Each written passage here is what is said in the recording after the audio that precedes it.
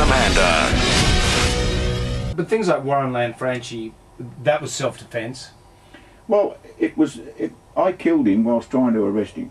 Now, there's always been this comment, you know, Rogerson, the jury found, but they didn't find it in self-defence, they didn't.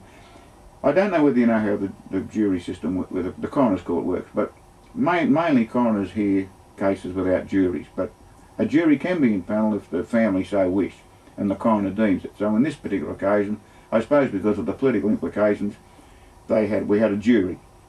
The coroner ran the inquest. I gave evidence, everyone gave evidence, a huge brief of evidence. They had a QC appearing for them, Ian Barker, and we had a leading Sydney QC ourselves.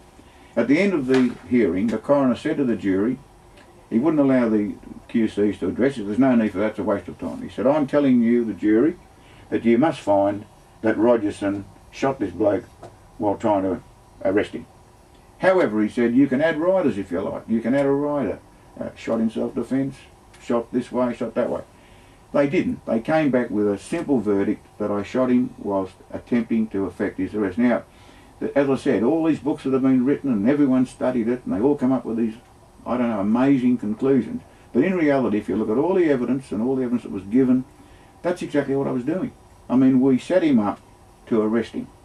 We set him up because we'd been to all these, where he lived and all these friends' places. We couldn't find him. We had his two accomplices charged with all these armed robberies and the attempted murder of a policeman, a motorcycle cop. We couldn't find Warren. In the end, Nettie Smith rang me up and said, listen, this Frenchy guy, he said, you know, he said, you're driving him mad. He said, you're looking for him everywhere. I said, well, we want to charge him, mate. I said, he's committed the mortal sin of attempting to murder a policeman. And I said, he's wanted for these bank robberies. And I said, mate, I said, he's got to go in. I said, do your best, I said, and get him to come along, I said, and, you know, and so I can pinch him. So that was the plan. And my superiors agreed to a plan we put together very quickly, because we didn't have any time, to arrest him. And we set him up. There's no doubt we set him up. And of course, when he was in the lane in Dangar Place and he saw a car coming down the lane, which was only very narrow, it was a Saturday afternoon, 27th of June 1981, and then as he walked around into the lane with me, because he wouldn't talk to me, I met him on the corner of Beaumont Street and Cleveland Street, and we had to go down Beaumont a short distance, turn right into Dangar Place. They had chosen the place, and Ned Smith said he'll talk to you in Dangar Place. I think he wanted to make sure there was only the two of us. Well, there wasn't, because when he walked into the lane, he heard a movement behind him. I had a detective sergeant who was hidden in the back of the car right at the corner. He got out and he had a shotgun with him. Well, he turned around, he saw him with a gun. The guy was Detective Sergeant Graham Fraser. Then he looks up the lane and he sees a car coming down, a Volvo, it was an undercover car, with two big blokes in it. He obviously realised they were coppers. He said, oh, this is an ambush. What more could I say? It was. And of course at that point he turned around, we were walking sort of side by side. He was very, very toughy, a little bloke but extremely toughy. This bloke was a tough little crim, don't worry about that. And I mean, they were doing bank robberies.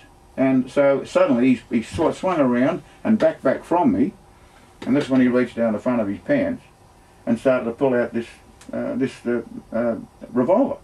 Well, I had mine stuck down in the crack of my bum, hidden under a cardigan, so I just pulled it out quickly. Couldn't afford a holster. I couldn't wear a holster, Amanda. Like the way it was, you know, I was there. I had to put a jumper on it. It was actually my first wife in Crook, because that was a cardigan she bought me for best. I wasn't supposed to wear it to work, and I wore it that day and got in serious bloody trouble when I got home, you know.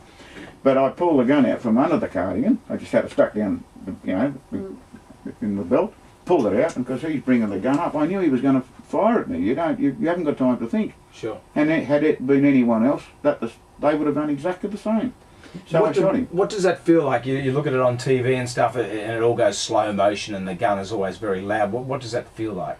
Well, if you're talking about watching on TV, yeah. Well, I didn't see it on TV. No, but like, you know what I mean. In real life, you're there. Oh, it is in slow motion. It's happening also slowly, but you know yourself, it's happening very fast. You know, the gun. But in reality, it's bang. Wow.